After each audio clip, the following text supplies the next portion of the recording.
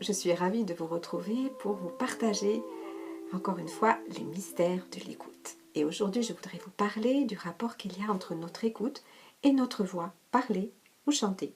Et oui, je parle là, ou je pourrais chanter, grâce à mon oreille.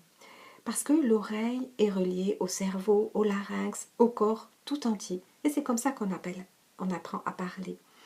Tomatis a appelé ça la boucle audio-phonatoire. Je ne peux émettre que ce que mon oreille entend, perçoit. D'ailleurs, c'est comme ça qu'on apprend à parler.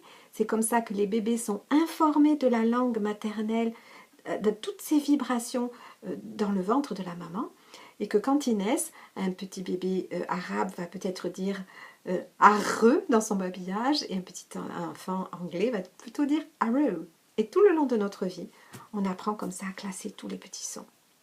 Alors la grande nouvelle que nous a donnée Tomatis, c'est qu'en fait, quand on modifie notre façon d'écouter notre voix, celle-ci se modifie. Elle se modifie de façon immédiate. Donc c'est intéressant quand on veut développer la voix, quand on n'a pas assez de confiance dans sa propre voix, ou dans son langage, ou peu de mémoire.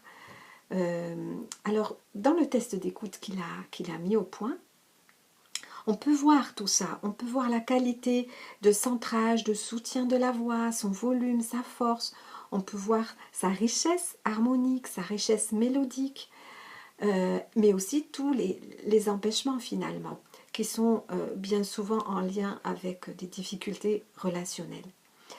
C'est pour ça que les personnes qui chantent faux, bien souvent, ce n'est pas un problème de larynx, c'est bien un problème d'écoute, d'oreille.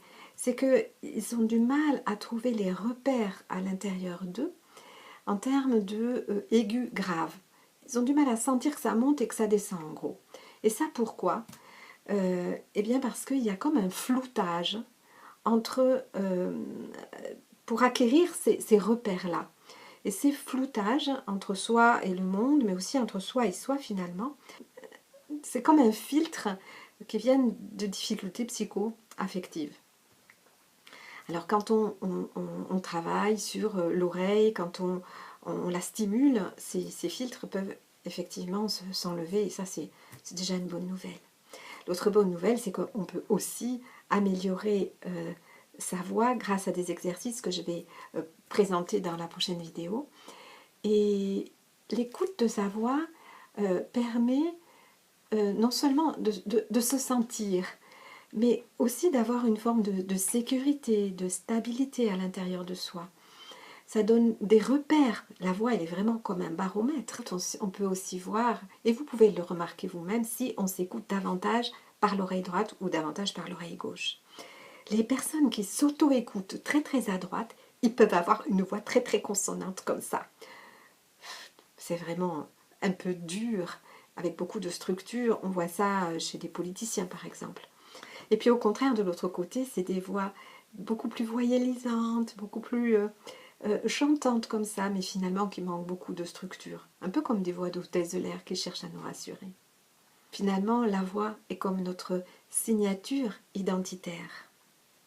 Ce qu'il y a d'intéressant en incarnant pleinement sa voix, c'est qu'en plus, elle va être davantage ressentie par les autres. Parce que vous savez, quand on écoute quelqu'un, en fait, on écoute beaucoup de non-verbal, on écoute beaucoup la vibration, sauf qu'on n'en a pas conscience. On peut faire la stimulation de l'écoute de Tomatis pour enrichir sa voix, entre autres, mais on peut aussi pratiquer des exercices tout seul, et je vais vous donner quelques-uns de ces exercices dans la prochaine vidéo.